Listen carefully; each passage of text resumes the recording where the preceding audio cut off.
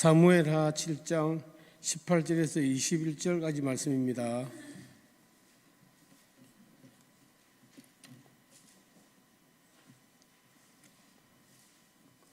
자, 찾으신 걸로 알고 읽겠습니다. 다윗 왕이 여호와 앞에 들어가 앉으며 이르되 주 여호와여, 나는 누구이오며 내 집은 무엇이기에 나를 여기까지 이르게 하셨나이까? 주 여호와여, 주께서 이것을 오히려 적게 여기시고 또 종의 집에 있을 땐 먼 장래의 일까지도 말씀하셨나이다. 주 여호와여, 이것이 사람의 법이니이다. 주 여호와는 주의 종을 아시오니 다윗이 주의 무슨 말씀을 하오리까? 주의 말씀으로 말미암아 주의 뜻대로 이 모든 큰 일을 행하사 주의 종이 알게 하셨나이다. 아멘. 오늘 새가족 헌신 예배 아주 아름다운 찬양 감사드립니다. 참 은혜 많이 받았습니다. 오늘 강사 목사님 특별한 분을 모셨습니다. 임운택 목사님, 안중 순복음교회 담임 목사님이신데 우리 평택 지역을 위해서 굉장히 많은 일을 오랫동안 20년 이상 하셨습니다. 우리 평택시 기독교 총연합회 사무총장님이시고 또 기하성 기독교 하나님의 성의 다음 세대 위원장이시기도 하시고, 특별히 우리 평택에 그 경찰 중심으로 해서 경목회라고 있습니다. 그 경찰 선교를 위한 그런 우리 기독교 목사님들의 단체인데 이 경목 위원장을 지금 하고 계십니다. 우리 임은택 목사님 나오실 때에 박수로 환영해 주시기 바랍니다.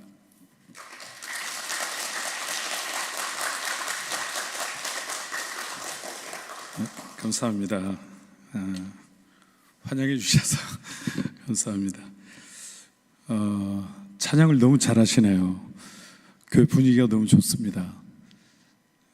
저희 성도들만 찬양을 잘하는 줄 알았더니 그냥 찬양에 은혜 받았습니다. 우리 다시 한번 우리 찬양하신 분들 격려하시겠습니다. 네. 저희 교회에서 한번 찬양을 하는데 그 마음이 상한 자를 고치시는 주님, 이런 찬양을 한 적이 있어요. 방송실에서 이제 PPT 준비해서 찬양을 하는데, 근데 이제 방송실에서 깜빡 실수를 한 거예요. 마음이 뛰고 상한 뛰고 자를 이렇게 해야 되는데 마음 뛰고 이상한 뛰고 자를 이렇게 한 거예요. 찬양을 하는데 마음이 어려웠어요.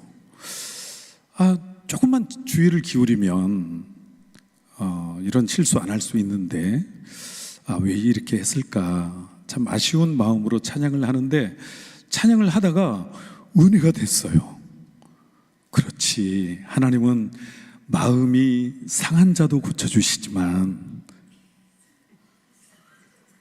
마음이 이상한 사람도 고쳐주시지. 우리 옆에 계신 분들하고 한번 인사하겠습니다. 하나님은 마음이 이상한 사람도 고쳐주십니다.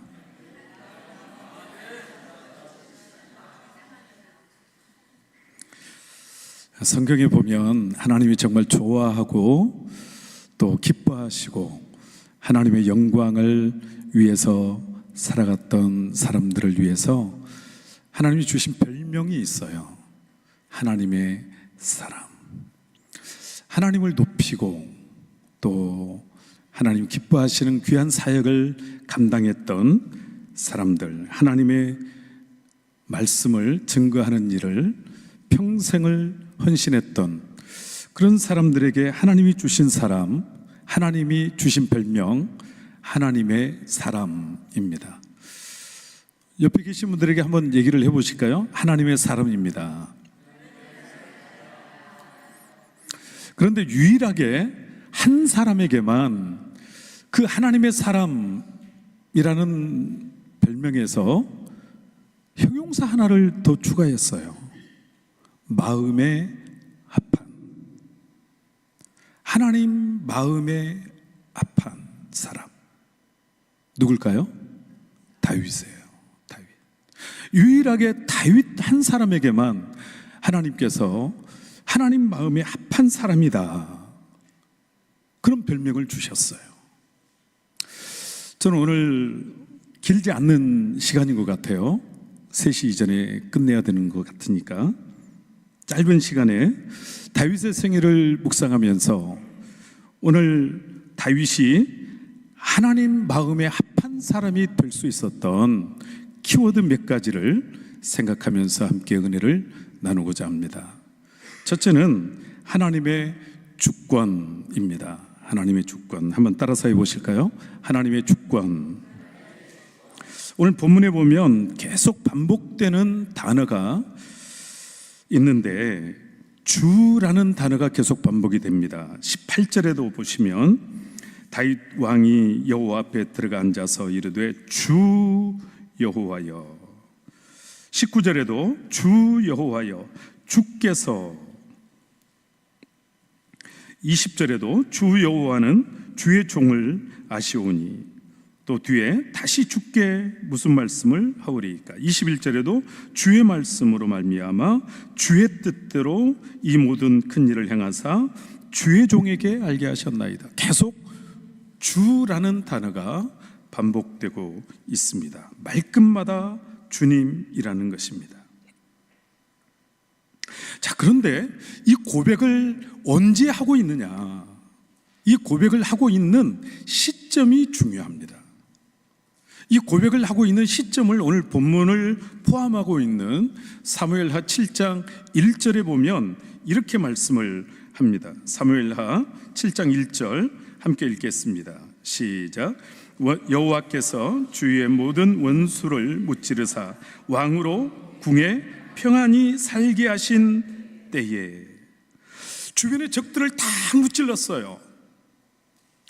이제 다윗이 왕국에 평안히 살게 되었습니다. 범접할 자가 없어요. 대적할 자가 없어요. 모든 대적을 다 무찔렀습니다. 그런데 그때 다윗은 아직도 주님을 찾고 있어요. 연약해서 다윗이 목동 시절에 주변의 사람들이 자기를 공격하고 오해하고 비수를 들이대고 그럴 때 주님을 찾는 것은 어느 정도 이해가 됩니다. 그런데 이제 왕으로서 이 왕권이 견고해지고 주변의 모든 대적들이 다 사라지게 되고 아무도 자기 앞에 범접할 자가 없게 되었는데, 그때 다윗은 주님을 찾고 있어요.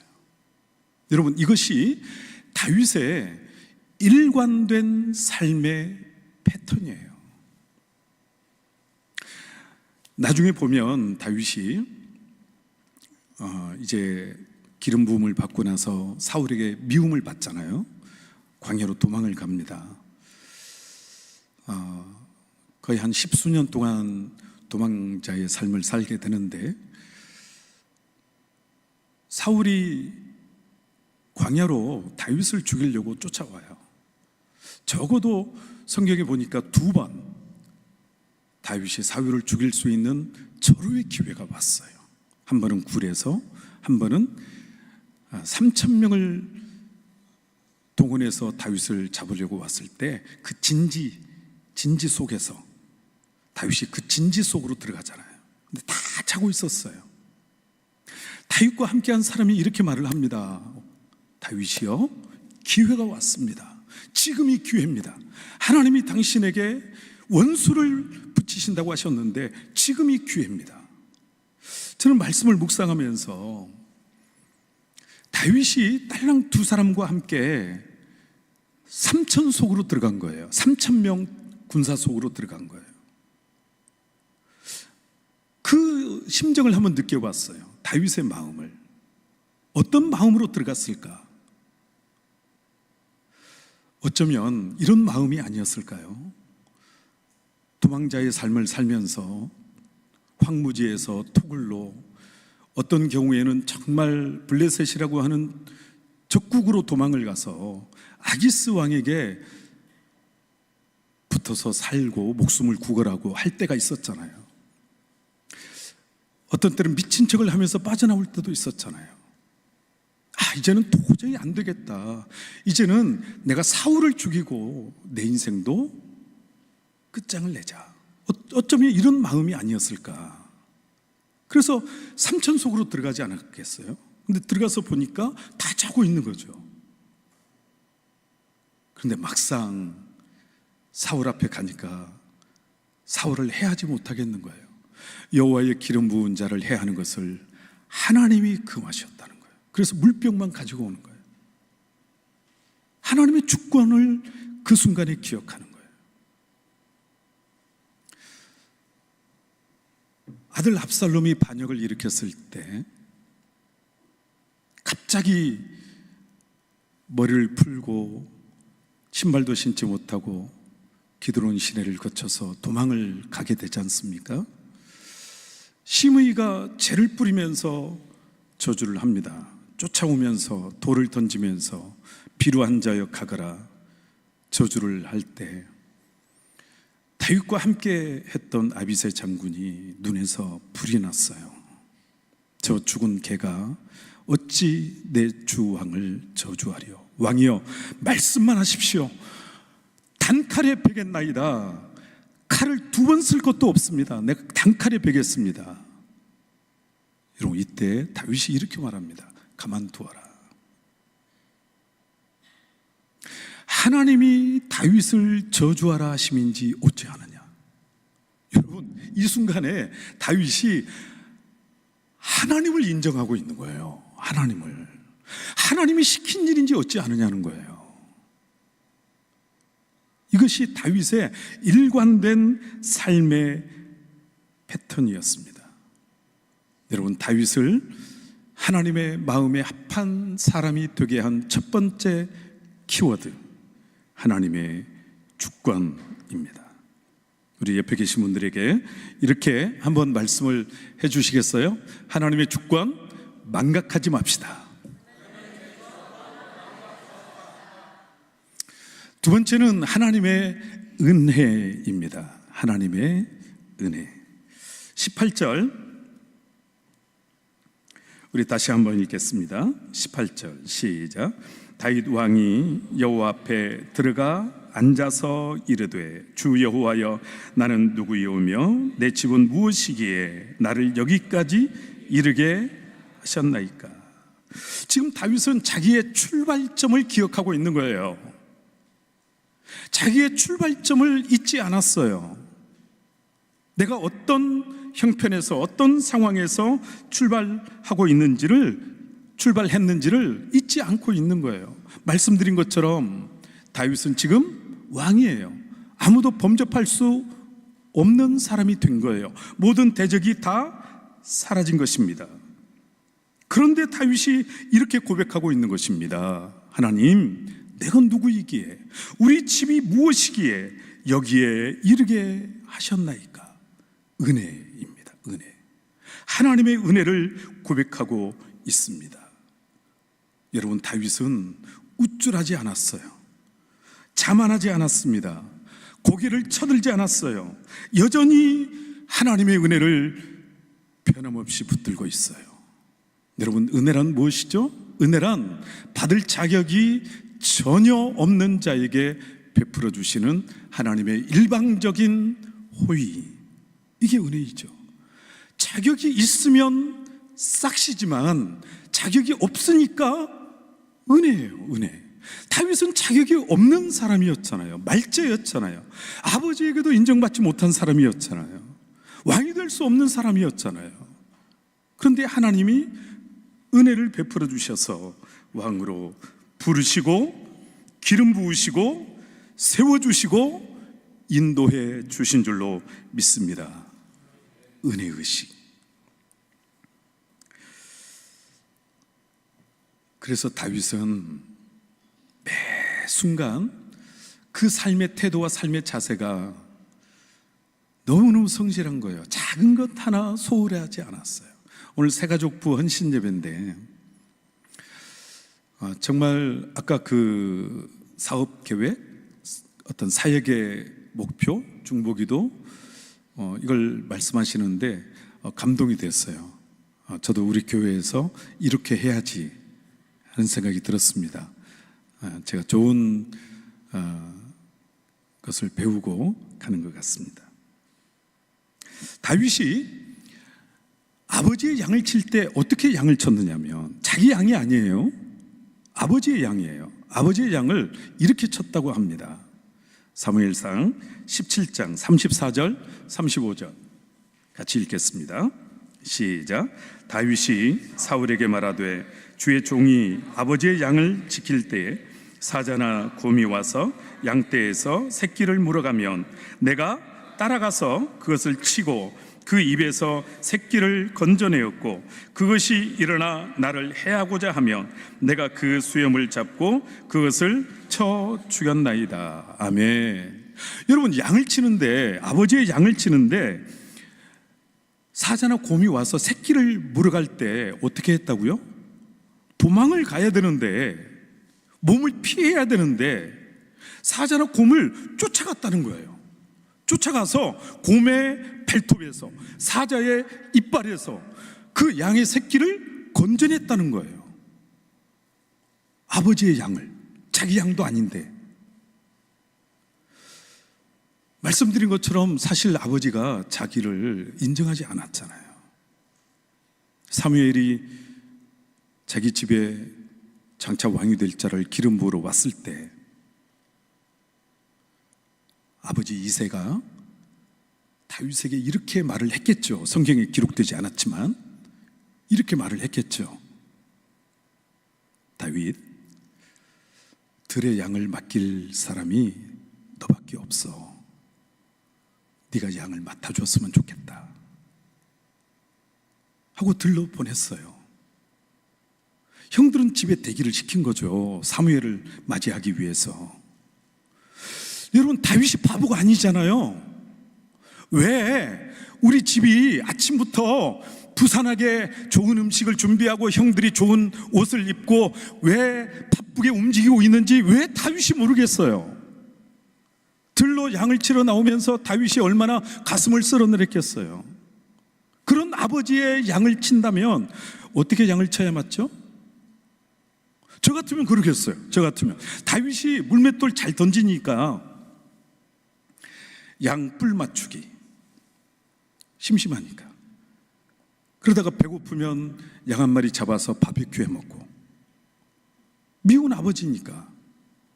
그런데 그렇게 하지 않고, 그렇게 대충 적당히 눈 가리고 아웅 이렇게 하지 않고, 자기 양이 아닌데, 아버지의 양인데, 자기를 인정해 주지 않는 아버지의 양인데 그 아버지의 양을 치는데, 사자나 곰이 양의 새끼를 움켜갈 때 쫓아가서, 목숨을 걸고 쫓아가서 사자의 이빨에서, 곰의 발톱에서 그 새끼를 건져냈다는 거예요.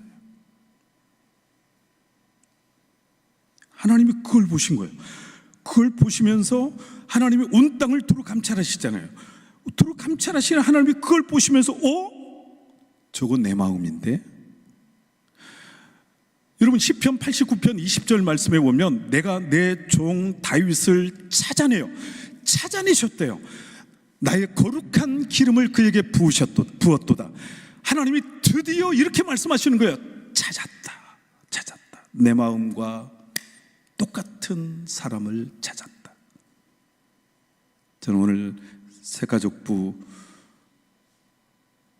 우리 위원이라고 합니까? 위원들이 하나님의 마음을 따라가는, 하나님의 마음을 닮아가는, 하나님께 발견되는 우리 새가족부가 되시기를 주님의 이름으로 축복합니다. 찾았다는 거예요. 하나님이 찾았다. 그 모습을 보면서. 그러면서 하나님이 뭐라고 말씀하시느냐면, 내가 저놈에게 이스라엘을 맡겨야지, 그렇게 말씀하시는 거예요.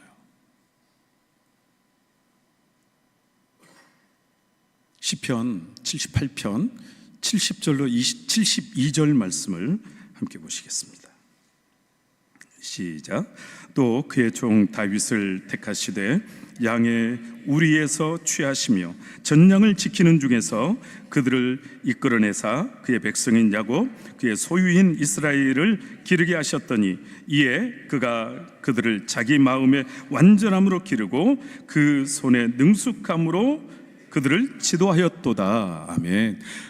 다윗을 택하시는데 어디서 택하셨다고요? 전량을 기르는 중에서 양을 치는 그 모습을 보시고 왕으로 선택을 하셨다는 거예요. 그 양을 어떻게 쳤다고요? 그 마음의 완전함으로, 인터그리티 하트, 마음이 나누어지지 않았다는 거예요. 마음의 완전함으로, 스킬풀 핸즈, 그 손의 공교함으로 적당히 하지 않았어요. 여러분, 이런 말이 있습니다. small이라는 단어 속에는 모든 것을 뜻하는 all이 들어있다. 작은 것 속에 전부가 들어있어요.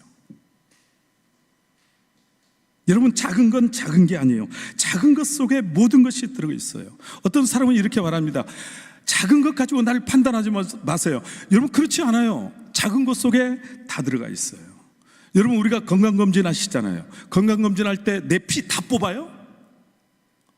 요만큼 뽑아요. 요만큼. 근데 거기 다 들어있어요. 정상에서 만납시다 라는 책을 쓴 지그 지글러가 이런 유명한 말을 했어요. 당신의 실력이 아니라 당신의 태도가 당신의 고도를 결정한다. 내 인생의 고도를 결정하는 것이 뭐냐? 내 실력이 아니라는 거예요. 내 스펙이 아니라는 거예요. 내 삶의 태도, 어떤 일을 어떻게 대하느냐, 어떻게 섬기느냐, 어떤 태도로 그 일을 하느냐, 그게 내 인생의 고도를 결정한다 하는 것입니다. 그래서 사도 바울이 이런 고백을 하잖아요. 나의 나된 것은 하나님의 은혜로 된 것이니 이 은혜가 헛되이 되지 않기 위하여 내가 다른 사도보다 더 많이 수고하였으되 이 또한 하나님의 은혜라. 은혜의 의식. 우리 옆에 계신 분들에게 이렇게 말씀을 하겠습니다. 오직 하나님의 은혜입니다. 세 번째, 다윗을 하나님의 마음에 합한 사람 되게 한 세 번째 키워드는 하나님의 임재입니다. 하나님의 임재. 우리 18절 다시 한번 읽겠습니다. 18절 보시면 시작. 다윗 왕이 여호와 앞에 들어가 앉아서 이르되, 여호와 앞에 들어가 앉아서. 여러분, 이게 쉽지 않아요. 목동 때는 쉬울 수 있어요. 그런데 왕이잖아요. 만백성의 어른이잖아요. 범접할 자가 없잖아요. 그런데 하나님의 임재를 사모하면서 하나님 앞에 가서 임재를 사모하며 들어가 앉는다는 것 쉬운 것이 아닙니다. 하나님의 임재를 목말라 하고 있습니다. 1절 2절 우리 다시 한번 읽겠습니다. 1절 2절 사무엘하 7장 1절 2절 시작. 여호와께서 주위의 모든 원수를 무찌르사 왕으로 궁에 평안히 살게 하신 때에 왕이 선지자 나단에게 이르되 볼지어다 나는 백향목 궁에 살거늘 하나님의 궤는 휘장 가운데 있도다. 여러분, 다윗이 예루살렘으로 수도를 옮긴 다음에 제일 먼저 한 일이 뭐예요? 하나님의 법궤를 옮겨온 일이잖아요. 20년 동안 방치된 이 법궤를 다윗성으로 옮겨오는 일. 여러분, 뭐든지 갑자기 하는 일은 없어요. 내가 어떤 위치가 되고 어떤 일을 하게 되면 무엇을 해야지. 사람들은 다 마음의 계획을 가지고 있지 않습니까? 근데 다윗이 예루살렘으로 도읍을 옮기고 난 다음에 제일 먼저 한 일, 이것은 오랫동안 다윗이 꿈꾸고 품고 있었던 일인 것이죠. 다윗은 하나님의 임재를 놓치지 않으려는 떨리는 마음, 떨리는 고백, 다윗의 몸부림을 여기서 알 수 있습니다. 여러분, 다윗은 약점이 많은 사람이에요. 우리 다 아시잖아요. 다윗은 약점이 많아요. 실수가 많은 사람이에요. 그런데요, 하나님이 싸고 돌아요. 그런데 하나님이 다윗을 싸고 돌아요. 왜요? 다윗은 하나님의 임재를 놓치지 않으려는 몸부림이 있어요. 옆 사람에게 이렇게 말씀을 해주시죠. 하나님의 임재를 놓치지 맙시다. 마지막 네 번째입니다. 하나님의 사명. 다윗을 하나님의 마음에 합한 사람 되게 한 네 번째 키워드, 하나님의 사명입니다. 21절 함께 읽겠습니다. 21절 시작. 주의 말씀으로 말미암아 주의 뜻대로 이 모든 큰 일을 행하사 주의 종에게 알게 하셨나이다. 아멘. 주의 뜻대로 이 모든 큰 일을 행하사 하나님이 맡겨주신 일을 잘 감당하게 해달라는 기도입니다. 여러분, 다윗이 예루살렘으로 도읍을 옮기자마자 제일 먼저 한 일은 법궤를 모시고 온 일이었는데, 왕이 되자마자 제일 먼저 한 일이 뭔지 아세요? 왕이 되자마자 제일 먼저 한 일이 예루살렘을 정복하는 일이었어요. 여러분, 놀랍게도 아직도 다윗 시대까지 예루살렘이 여부스 사람이 정복하고 있었어요. 예루살렘을 정복하지 못했어요, 이스라엘 백성들이. 이미 여호수아가 이스라엘 백성들을 이끌고 가나안을 정복한 지가 400년이 지났음에도 불구하고, 사사시대 350년, 사울 왕 40년, 그러니까 400년이 지난 거잖아요. 400년이 지났음에도 불구하고 여부스 땅을 정복하지 못했어요. 예루살렘 성을 정복하지 못했어요. 다윗은 하나님의 꿈에 대한, 하나님의 소원에 대한 안타까움이 있었어요. 이 땅을 하나님이 우리에게 주신 땅인데 이 땅을 정복하지 못한 것에 대한 안타까움이 있었어요. 여러분, 제가 성경을 묵상하다가 깜짝 놀랐어요. 다윗이 얼마나 대단한 사람이냐면, 사무엘상 17장에 보니까 다윗이 소년 시절에 골리앗을 쓰러뜨렸잖아요. 골리앗을 쓰러뜨리고 난 다음에 골리앗의 목을 베입니다. 목을 베고 골리앗의 목을 들어요. 목을 가지고 어디로 가느냐? 어디로 갔을까요? 정황상, 흐름상 어디로 갔을까? 자, 성경을 한번 보겠습니다. 사무엘상 17장 53절 54절 읽겠습니다. 시작. 이스라엘 자손이 블레셋 사람들을 쫓다가 돌아와서 그들의 진영을 노략하였고, 다윗은 그 블레셋 사람의 머리를 예루살렘으로 가져가고 갑주는 자기 장막에 두니라. 이 골리앗의 머리를 어디로 가져갔다고요? 예루살렘으로 가져갔다는 거예요. 여러분, 이 싸움이 벌어진 곳이 엘라 골짜기거든요. 엘라 골짜기와 예루살렘은 상당한 거리가 있는데 그 예루살렘으로 골리앗의 머리를 가지고 갔다는 거예요. 왜 가져갔을까요? 생각 좀 해보세요. 선전포고, 다음은 너희 차례야. 여러분, 다윗이요, 소년이지만 하나님의 꿈에 대한, 하나님의 소원에 대한 가슴이 불타는 소원이 있었어요. 하나님의 마음, 그 모습을 보고 하나님이 찾았다. 저건 내 마음인데. 오늘 새가족부 헌신 예배인데 모든 새가족부 부원들에게 이런 은혜가 있기를 주님의 이름으로 축복합니다. 축복합니다. 살아계신 하나님 아버지, 감사합니다. 하나님의 마음에 합한 사람 다윗을 이 시간 함께 묵상할 수 있도록 은혜를 베풀어 주시니 감사합니다. 하나님, 저희들도 다윗과 같이 이런 놀라운 하나님 별명을 얻고 싶습니다. 우리도 하나님 마음에 합한 사람이 되고 싶습니다. 하나님, 우리도 하나님이 찾으시는 그 사람이 되고 싶습니다. 하나님께 발견되는 사람이 되고 싶습니다. 우리의 마음의 보좌 가장 귀한 자리에 주님이 좌정하여 주시어서 내 감정이나 내 생각이나 나의 어떠함이 내 인생을 지배하고 이끌어가고 다스리는 것이 아니라 주님이 내 인생을 다스려 주시옵소서. 주님이 내 인생을 이끌어 운행하여 주시옵소서.